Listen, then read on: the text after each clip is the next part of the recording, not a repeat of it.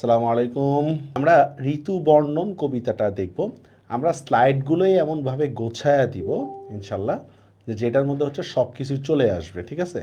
আপনারা শুধু হচ্ছে বইয়ের পাশে ওই কথাগুলো লিখে রাখবেন, আর কিছুই না। যারা আমাদের অনুশীলন বাংলা ফার্স্ট পেপার কোর্সের মধ্যে আছেন, ইনশাল্লাহ সবগুলোই শেষ হয়ে যাবে আমাদের। তো শুরু করি আমরা ঋতু বর্ণন কবিতা। এটা একটা মধ্যযুগের একটা কবিতা। মধ্যযুগের বাংলা ভাষা আর এখনকার ভাষা দুইটা কিন্তু এক না। মধ্যযুগের ভাষাটা কিন্তু অন্যরকম, বেশ কঠিন মনে হয়। তা আদতে আসলে কঠিন। আমরা এর আগে, তার মনে আছে নিশ্চয়ই, বঙ্গবাণী নামে একটা কবিতা পড়ছিলাম, যেটা এইটার তুলনায় মোটামুটি সহজ। এরপর আমরা পড়ছিলাম হচ্ছে বিভীষণের প্রতি মেঘনাদ। এটা আধুনিক যুগের প্রথম অংশ, তাও মোটামুটি পারা যায়। তো মধ্যযুগেরটা কেমন জানি একটু ভিন্ন। তবে আমরা আজকের ক্লাস নেওয়ার পরে ইনশাল্লাহ দেখবেন কোনো মানে ভয় নেই, সব কিছুই কমপ্লিট হয়ে যাবে। হ্যাঁ, আলাউল 17 শতকের কবি। 17 মনে রাখবেন, এই যে শতক যেটা বলি এটা হচ্ছে 1+। মানে আমরা কিন্তু এখন 2000 সালের মধ্যে আছি, কিন্তু আমরা কি বলি একবিংশ শতাব্দীর মানুষ, ঠিক আছে? আর দশক যেটা সেটা 1- হয়। যাই হোক, আলাউল 17 শতকের কবি। 1607 সালে ফতেহাবাদ পরগনা জেলায়, মানে ফরিদপুর জেলায় জন্মগ্রহণ করেন। তরুণ বয়সে জলপথে চট্টগ্রামে যাওয়ার পথে তার পিতা এবং তাকে অপহরণ করা হয়। পর্তুগিজ জলদস্যুরা তাকে কি করে, আরাকানে বিক্রি করে দেয়। ভালো কথা, এই আরাকানে কিন্তু বাংলা সাহিত্যের বিকাশ হয়েছে অনেকাংশে, আরাকানে। এরপর দেখেন, ক্রমে রাজদরবারের প্রধানমত্ব মাগন ঠাকুর, যিনি এর কৃপাদৃষ্টি লাভ করেন এবং রাজসভা সদ্ভুক্ত হন, তারই পৃষ্ঠপোষকতায় ও আলাওলের কাব্য মানে বুদ্ধি বা প্রতিভা দেখে পদ্মাবতী কাব্য রচনা করেন। যেটা আমাদের এই কবিতাটা নেওয়া হয়েছে যে কাব্যগ্রন্থ থেকে, সেটা হচ্ছে পদ্মাবতী কবিতা। পদ্মাবতী থেকে কিন্তু নেওয়া হয়েছে। তারপর দেখে রাজসভার শিক্ষিত পদস্থ ব্যক্তিদের সাহায্য থেকে তিনি কাব্য চর্চা করছেন। তার কাব্য রচনায় নাগরিক চেতনা, রুচির ছাপ সুস্পষ্ট। সংস্কৃতি, আরবি, ফার্সি সহ বিভিন্ন ভাষা লিখছে। ওনার বিখ্যাত গ্রন্থ হইল দেখেন সাইফুল মুলুক বদিউজ্জামান, এটা হপ্তপয়কর, সবগুলাই বিখ্যাত মোটামুটি, ঠিক আছে? তোফা, এটা আর একটা বিখ্যাত গ্রন্থ। 1680 সালে তিনি মারা যান। এই হচ্ছে আলাউল সম্পর্কে আমাদের সংক্ষিপ্ত জীবনী, ঠিক আছে? যে উনি ফরিদপুরে জন্মগ্রহণ করছেন, উনি হচ্ছে পর্তুগিজ জলদস্যু দ্বারা হচ্ছে অপহৃত হন। তারপর হচ্ছে উনি আরাকান রাজসভায় যান।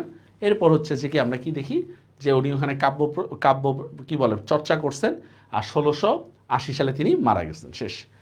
আসেন এবার আমরা ঋতু বর্ণন মূল কবিতায় আমরা চলে যাচ্ছি। মূল কবিতা ফার্স্টেই দেখেন, মূল ভাবটা হচ্ছে বিভিন্ন ঋতুর বর্ণনা বা বিভিন্ন ঋতুর বৈশিষ্ট্যগুলো তুলে ধরবে, ঠিক আছে? দেখেন, এটা সংক্ষেপিত আকারে তুলে ধরছে ঋতু বর্ণন। এটা পদ্মাবতীর ঋতু বর্ণন থেকে নেওয়া হয়েছে। এখানে হচ্ছে 6টা ঋতুর বিভিন্ন বৈশিষ্ট্য যেটা সেটা তুলে ধরা হয়েছে। মূল কথাটা কি এই কবিতার মধ্যে, এই জিনিসটা হচ্ছে মূল কথা। বসন্তের নবীন পত্রপুষ্প, মলয় সমীর, ভ্রমর গুঞ্জন, অবিরল বৃষ্টি জল, সামথিং ইত্যাদি ইত্যাদি। এই জিনিসটা হচ্ছে আমাদের মূল কথা ঋতুবর্ণন কবিতা। এখন আমরা মূল কবিতাটা আমরা একটু দেখি। ফার্স্টে দেখেন, এই যে আমি একেবারে ব্যাখ্যা সহ আপনাদেরকে লিখে দিছি, যাতে করে বুঝতে সহজ হয়। এবং হচ্ছে বইয়ের পাশে এই ব্যাখ্যাগুলো লিখে রাখেন। বইয়ের পাশে যখন এই ব্যাখ্যাগুলো লিখে রাখবেন, তখন কিন্তু পড়ার সময় কিন্তু হচ্ছে সব ইজিলি কিন্তু মনে থাকবে এগুলো। আসেন, প্রথমে বসন্ত ঋতু। তাহলে ঋতুর মধ্যে প্রথম কোনটা আসছে আমাদের এখানে আলোচনায়? প্রথমে আসছে হচ্ছে আমাদের বসন্ত ঋতুর কথা আসছে। প্রথমে বসন্ত ঋতু। আচ্ছা, নবীন পল্লব। নবীন শব্দের অর্থ কি? নতুন। পল্লব শব্দের অর্থ কি? পাতা। মানে প্রথমেই বসন্ত ঋতুর বর্ণনা করতেছি প্রথমেই। তো বসন্ত ঋতুর বৈশিষ্ট্যটা কি? এখানে হচ্ছে এই গাছে গাছে নতুন পাতা দেখা দেয়। বসন্ত ঋতুর শুরুতে কি গাছে গাছে নতুন পাতা দেখা দেয়, ঠিক আছে? তো এটাই বলতেছে, এখানে নতুন পাতার আগমন দেখা দেয় বা নতুন পাতা হয়। আর এই জিনিসটা হচ্ছে কি জানেন, বসন্তের সজীবতা বাড়ায় তোলে। সজীবতা মানে বুঝেন, ফ্রেশনেসটা বাড়ায় তোলে। গাছের পাতা, নতুন নতুন পাতা গজায়, দেখতে ভালো লাগে, এটাই বলতেছে। দেখেন, প্রথমে বসন্ত ঋতু, নবীন পল্লব, দুই পক্ষ। পক্ষ মানে হচ্ছে কাল। এখানে পক্ষ মানে হচ্ছে কাল, আমরা জানি। কিন্তু এখানে পক্ষ বলতে বোঝাচ্ছে শীত ও গ্রীষ্ম, দুই পক্ষ। শীতকাল ও গ্রীষ্মকাল। শীতকাল ও গ্রীষ্মকাল। আপনি যদি বলেন গ্রীষ্মকাল ও শীতকাল, তাহলে কিন্তু ভুল হবে। কারণ গ্রীষ্ম ও শীতের মাঝামাঝিতে বসন্ত নাই, শীত এবং গ্রীষ্মের মাঝামাঝিতে বসন্ত। কথাটা কি বুঝতে পারছেন? এটাই বলতেছে দেখেন, দুই পক্ষ আগে পাছে, বসন্তের আগে পিছনে কি কি আছে? শীতকাল ও গ্রীষ্মকাল আছে। দুই পক্ষ আগে পিছে, মধ্যে সুমাধব। সুমাধব মানে কি? মাধব মানে বুঝছেন তো, মাধব বা মোহনীয় টাইপের, সু মানে সুন্দর, মোহনীয়তা তৈরি করে বা আকর্ষণ তৈরি করে। মধ্যে সুমাধব, সুমাধব মানে হচ্ছে বসন্ত। সুমাধব শব্দের অর্থ হচ্ছে এখানে বসন্ত। বুঝতে পারছেন বিষয়টা? মানে বসন্তের আগে পিছে কি থাকে? শীত এবং গ্রীষ্মকাল, আর তার মাঝেই হচ্ছে বসন্তকাল। আর এই জিনিসটা কি করে দেখেন, প্রকৃতিটাকে সুমধুর করে তোলে বা সুরুচিপূর্ণ করে তোলে প্রকৃতিটা। দুই পক্ষ আগে পাছে, মধ্যে সুমাধব। মলয়া সমীর, সমীর শব্দের অর্থ হচ্ছে বাতাস, সমীর। আর মলয়া মানে হচ্ছে কি দক্ষিণা। মলয়া, যেমন আপনাদের বলতে একটা জায়গায় আছে, দক্ষিণা সমীর তার গন্ধে গন্ধে হয়েছে কি অধীর আকুল, আছে না একটা জায়গায় এরকম। মলয়া সমীর মানে দক্ষিণা বাতাস, হইলা, হইল মানে হলো, দক্ষিণা বাতাস হলো প্রেমের, কামের পদাতি, কাম মানে প্রেম, কাম মানে হচ্ছে বুঝাচ্ছি আমরা প্রেম, পদাতি মানে হচ্ছে দুধ, তাহলে প্রেমের দুধ মানে কি? দক্ষিণা বাতাস মানুষের মনে প্রেম জাগিয়ে তোলে। কথাটা কি বুঝতে পারছেন? বা দক্ষিণা বাতাসকে প্রেমের দুধ বলে কল্পনা করা হইতেছে। দক্ষিণা বাতাস কি?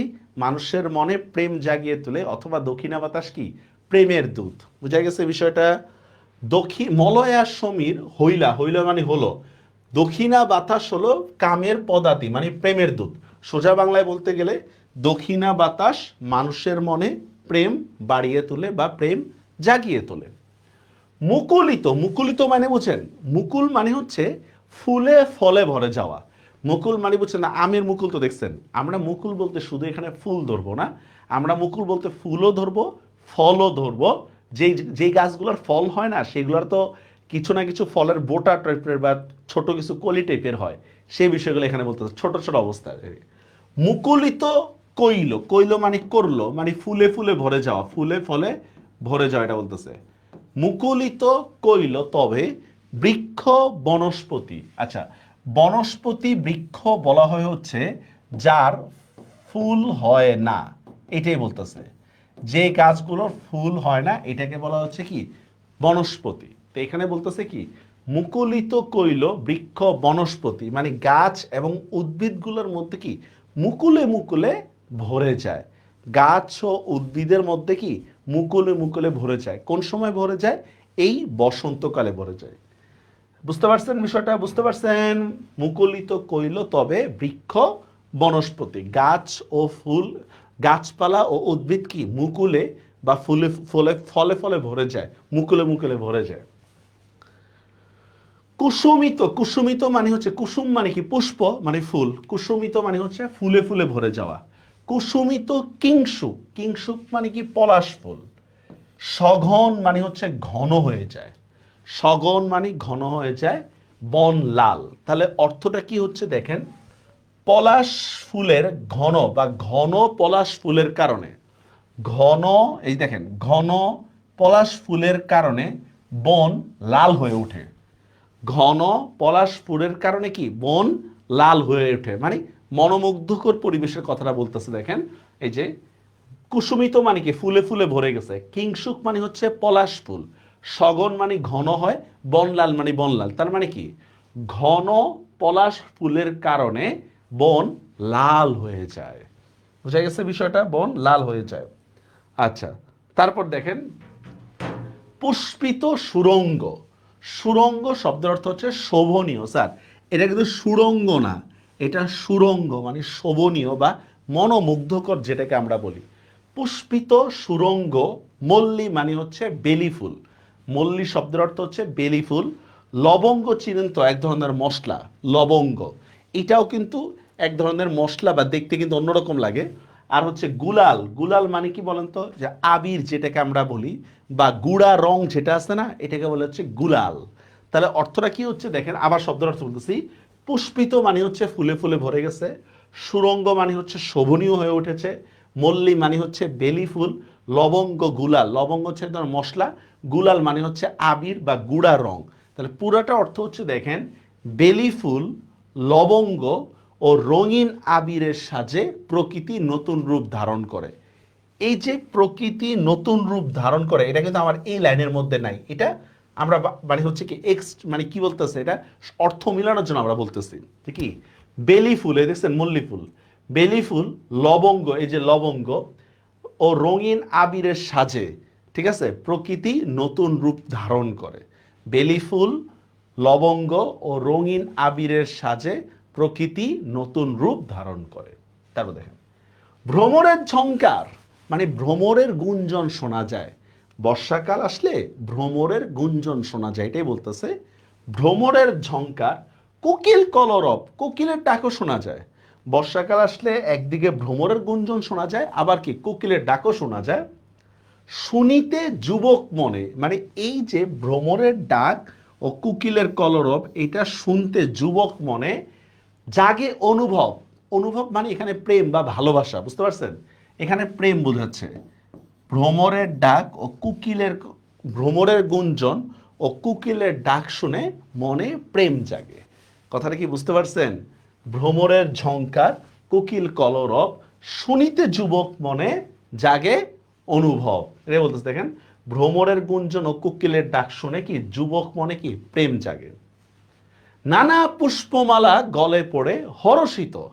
নানা পুষ্পমালা, পুষ্পমালা মানে বুঝেন ফুলের মালা, ফুলের মালা। গলে মানে কি গলায়। নানা পুষ্পমালা গলে বড় হর্ষিত, হর্ষিত শব্দের অর্থ হচ্ছে আনন্দিত, হর্ষিত শব্দের অর্থ হচ্ছে আনন্দিত। তাহলে অর্থটা কি হচ্ছে বলেন তো? মানে নানান পুষ্পের মালা পরে বা ফুলের মালা গলায় পরে আনন্দ প্রকাশ করা হয়। বর্ষাকাল আসলে ফুলের মালা গলায় পরে কি করা হয়? আনন্দ প্রকাশ করা হয়, ঠিক আছে। নানা পুষ্পমালা গলে পরে পরা হর্ষিত।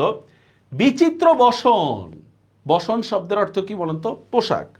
বিচিত্র বসন, বসন শব্দের অর্থ হচ্ছে কি পোশাক।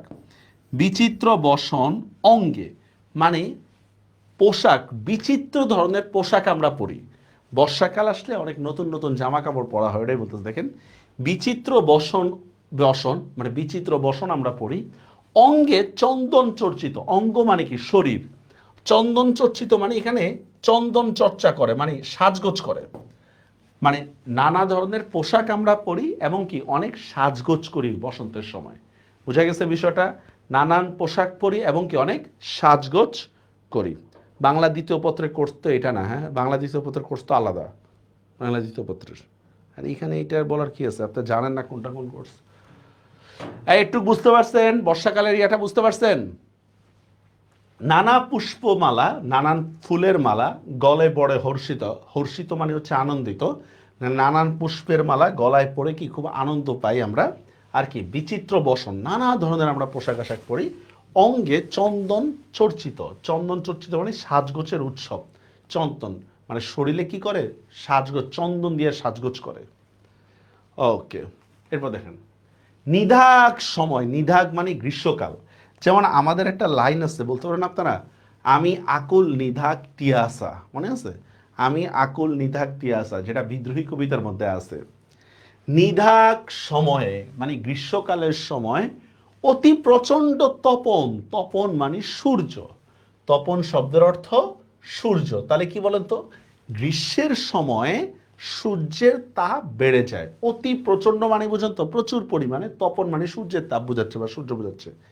গ্রীষ্মের সময় সূর্যের তাপ প্রচুর পরিমাণে বেড়ে যায়। নিধাগ সময় অতি প্রচণ্ড তপন। রৌদ্র ত্রাসে, ত্রাস মানে ভয় বা তরাস দেওয়া আছে, রৌদ্র তরাসে বা ত্রাসে। রৌদ্র ত্রাসে রহে ছায়া চরণে শরণ, শরণ শব্দের অর্থ হচ্ছে আশ্রয়। তাহলে অর্থটা কি হচ্ছে দেখেন, রৌদ্রের ভয়ে, রৌদ্র ত্রাসে মানে বুঝছেন তো, রৌদ্রের ভয়ে রহে ছায়া চরণে শরণ, মানে ছায়া, রহে মানে ন্যায়, রহে শব্দের অর্থ হচ্ছে ন্যায়, ছায়া মানে তো ছায়া, চরণে শরণ, শরণে আশ্রয়, মানে মানুষ রৌদ্রের ভয়ে ছায়ায় আশ্রয় নেয়। চরণ শব্দের অর্থ পা, এখানে পা বুঝাচ্ছে না, এখানে বোঝাচ্ছে ছায়ায় আশ্রয় নিচ্ছে। রৌদ্রের ভয়ে মানুষ কি ছায়ায় আশ্রয় খোঁজে। নিধাগ সময়ে অতি প্রচণ্ড তপন মানে গ্রীষ্মকালে প্রচুর তাপ দেখা দেয় এবং রৌদ্রের ভয়ে মানুষ কি ছায়ায় আশ্রয় নেয়। চন্দন চম্পক, চন্দন মানে বুঝছেন তো সুগন্ধি, চন্দন।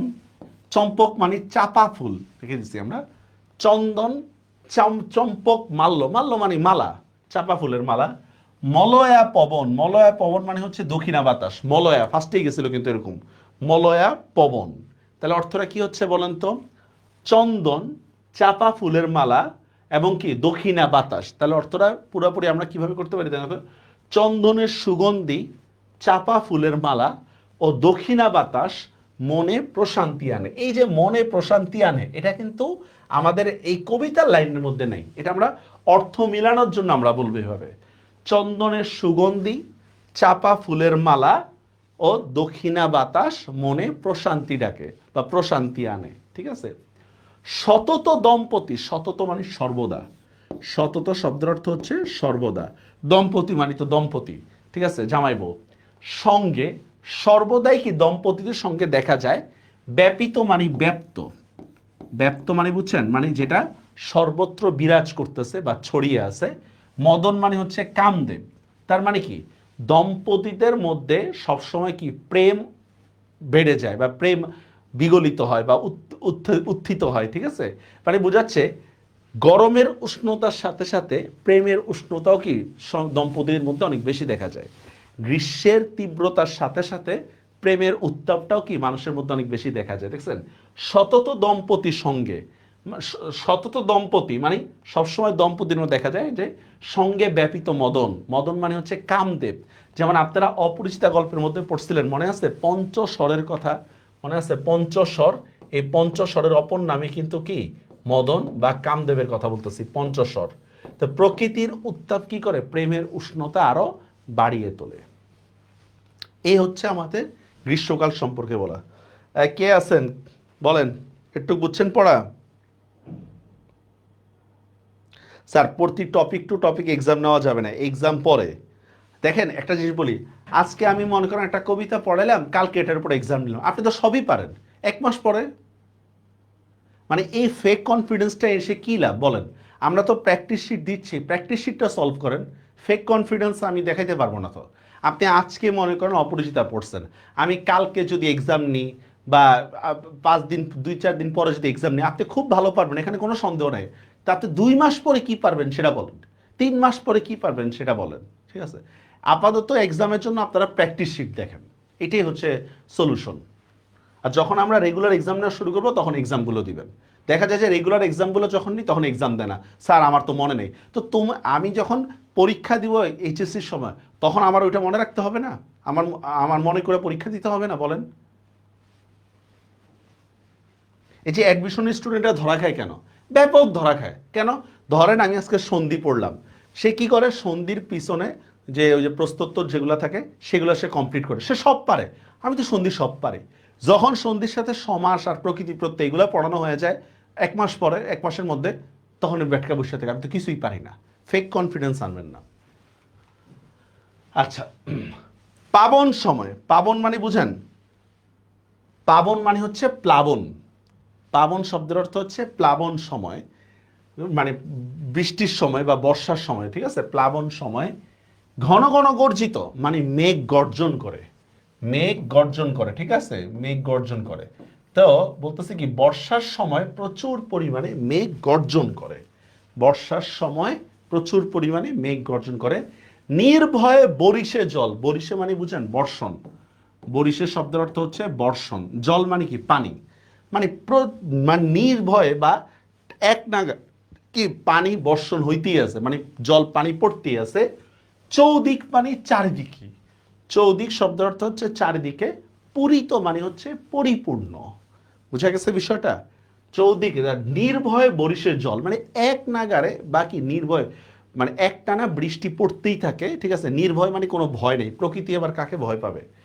কি নির্ভয় বরিশের জল, চারদিকে পানি পড়ে, চৌদিকে পূরিত, চৌদিক মানে চারিদিকে, পূরিত মানে পরিপূর্ণ। তো এটাই বলতে দেখেন বর্ষাকালে ঘন ঘন মেঘের গর্জন শোনা যায় এবং চারদিকে পানিতে ভরে যায়। বর্ষাকালে ঘন ঘন মেঘের গর্জন শোনা যায় এবং চারদিক পানিতে ভরে যায়।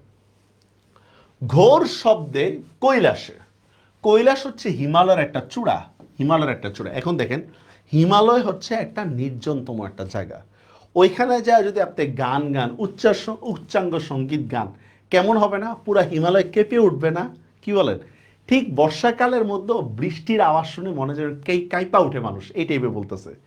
হিমালয়ের আওয়াজ শুনে যেমন মানুষকে কেঁপে উঠে, হিমালয়ের মধ্যে গান গেলে যেমন হিমালয় কেঁপে উঠবে, বর্ষাকালের বৃষ্টির আওয়াজটাও কি এরকমভাবে সব যেন কাঁপায়া তোলে, বৃষ্টি বা বজ্রপাত এগুলোর কথা বলতেছে। দেখেন, ঘোর শব্দে কৈলাসে মল্লার রাগ, মল্লা হচ্ছে একটা, মল্লার রাগ গায়ে, গায়ে মানে গায়ে, আর মল্লার রাগ মানে হচ্ছে উচ্চাঙ্গ সঙ্গীতের একটা ধারা, উচ্চাঙ্গ সঙ্গীত, ঠিক আছে? তো এটাই আমরা বলতেছি। দেখেন কি বলতেছি, দেখেন, বৃষ্টির ধারা যেন কি মল্লার রাগের মতো বা সুরের মতো কি হিমালয়কে কাঁপায় তোলে, বুঝতে পারছেন? মানে বৃষ্টির ধারা যেন কি মল্লার রাগ বা উচ্চাঙ্গ সঙ্গীর মতো হিমালয়কে কাঁপায় তোলে, ঠিক আছে? এখানে বৃষ্টির শব্দ হচ্ছে আপনার বজ্রপাতের শব্দ বলি না আমরা, এটা হলে আরো বেটার হয়, যে চারদিকে শুনশান নীরবতার কারণে বৃষ্টির শব্দ যেন মনে হয় কি হিমালয় পর্বতে গান গাওয়া মালাহার, মালাহার মানে উচ্চাঙ্গ সঙ্গীত, মালহার। দাদুরি, দাদুরি আবার বলতেছি, ঘোর শব্দে কৈলাসে মল্লার রাগ গায়ে, হিমালয়ে বসে যদি আপনি উচ্চাঙ্গ সঙ্গীত গান, সেটার যে শব্দ হবে, বৃষ্টির ধারাটা যেন এরকমভাবে এই শব্দটাই করতেছে, বৃষ্টির ধারাটা যেন তেমন শব্দই করতেছে। দাদুরি, দাদুরি মানে স্ত্রীব্যাং, দাদুরি।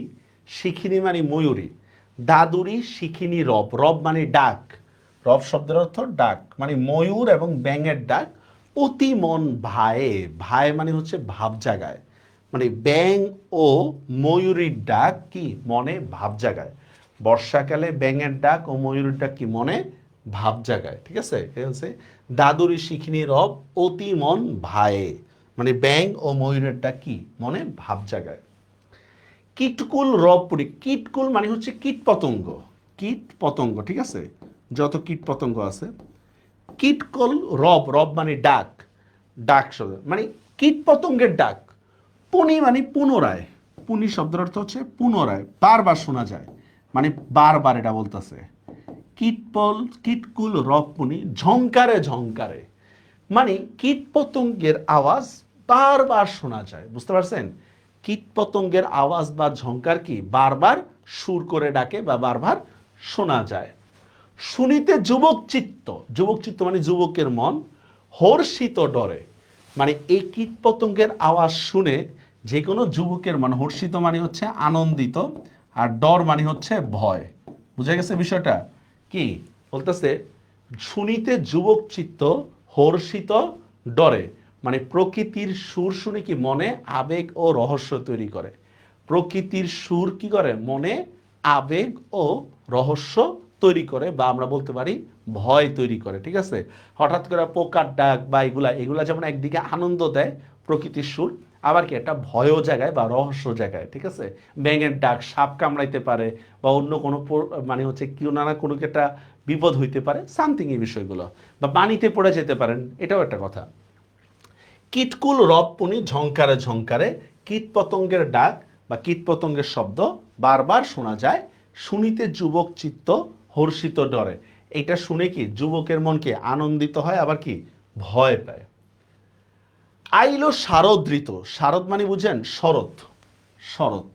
আইলো শারদ ঋতু, নির্মল আকাশ, নির্মল আকাশ মানে কি আকাশে কোনো মেঘ নাই, শরৎ ঋতুতে আকাশে কোনো মেঘ থাকে না, এটাই বলতেছে। আইলো শারদ ঋতু, নির্মল আকাশ, দোলায় চামর কেশ, কুসুম বিকাশ, কুসুম মানে ফুল, ফুলের বিকাশ, ঠিক আছে? মানে ফুলগুলো যেন বিকাশ মানে হচ্ছে কি বলে উদ্ভাসিত বা উচ্ছ্বসিত এই টাইপের। দোলায় মানে দোলে, দোলায় শব্দের অর্থ হচ্ছে দোলে। তাহলে অর্থটা কি হচ্ছে দেখেন, আইলো শারদ ঋতু, নির্মল আকাশ, দোলায় চামর কেশ, কুসুম বিকাশ। চামর কেশ মানে হচ্ছে গরুর লেজ বা নরম চুল বলে এটাকে, ঠিক আছে? গরুর পুচ্ছ, বা আমরা অনেকটা কাশফুলের সাথে অনেকটা মিলে কাশফুল, ঠিক আছে? চামর কেশ মানে নরম চুল, মানে হচ্ছে দেখেন শীতকালে বা বর্ষাকালে তো বাতাস অনেক ভারী থাকে, তেমন একটা বাতাস পাওয়া যায় না, সারাক্ষণ বৃষ্টি। তো শরৎকালে বাতাসটা একটু হালকা হয়ে যায়, তো এই হালকা হইলে আপনার যে কি বলে এটাকে ফুল টুল যে এরকম দোলে না গরুর লেজের মতো একটুখানি ইয়া করে, এই দোলাকে বলা হচ্ছে চামর কেশ।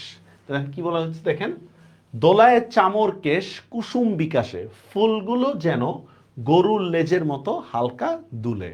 ফুলগুলো যেন গরুর লেজের মতো হালকা দুলে। কি বুঝাচ্ছে এখানে, যে শরতের হালকা বাতাস ফুলগুলা কি গরুর লেজের মতো দুলতেছে। শরতের হালকা বাতাসে কি ফুলগুলো গরুর লেজের মতো দুলতেছে, এটাই বলতেছে। তবে এটা কাশফুলের সাথে অনেকটা মিলে আর কি। নবীন খঞ্জন, খঞ্জন হচ্ছে এক ধরনের পাখি, ধরেন ওয়ান কাইন্ড অফ চড়ুই পাখির মতো খঞ্জন। নবীন খঞ্জন দেখি বড়ই কৌতুক, মানে পাখির চঞ্চলতা দেখে না মনে ভাল লাগে। নবীন খঞ্জন, ঠিক আছে, পাড়ায় হ্যাঁ বড়ই কৌতুক, দেখেন পাখির চঞ্চলতা দেখে কি বড়ই কৌতুক, কৌতুক মানে আনন্দ, ভাল লাগে, চড়ুই পাখির মতো আর কি। পাখির চঞ্চলতা দেখে কি মনে বড়ই আনন্দ লাগে। উপজিত, উপজিত মানে উৎপন্ন বা উপস্থিত অর্থ আছে, উপস্থিত। উপজিত যামিনী, যামিনী মানে রাত, দম্পতির মনে সুখ, মানে রাত্র যেন দম্পতির মনে সুখ এনে দেয়। রাত্র যেন দম্পতির মনে সুখ এনে দেয়, এটাই বলতেছে দেখেন। উপজিত যামিনী দম্পতি মনে সুখ, রাত্র যেন দম্পতির মনে সুখ এনে দেয়। বুঝা গেছে বিষয়টা।